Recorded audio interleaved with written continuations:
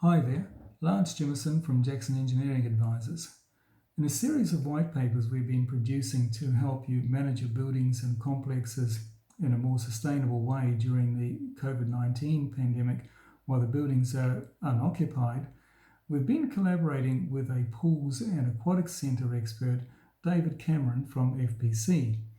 Between us, we've put together a white paper that should enable you to better manage your swimming pools and aquatic centre complexes while they're not available for normal public use.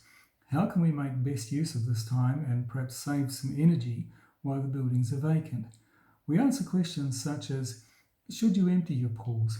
And if you do, what are the consequences?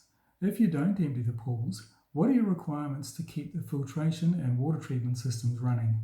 What are your requirements around the air conditioning systems while we haven't got the normal loads? What about condensation issues? How do we handle those? It's a well-known fact that swimming pools are notoriously high energy users. So how can we bring in some energy saving strategies while the systems are not required to perform at their normal levels? How do we keep the buildings safe and healthy while they're not occupied? How do we put the buildings back into service when the pandemic is over and we receive the all clear to go? We answer these questions and quite a few more in the white paper, and we'd encourage you to visit the resources tab on our website to get a free copy of this and all of the other white papers we've produced to help you manage the facilities better during this unprecedented time.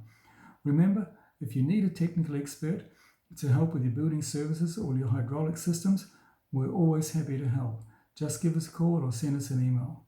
Thanks and enjoy the paper.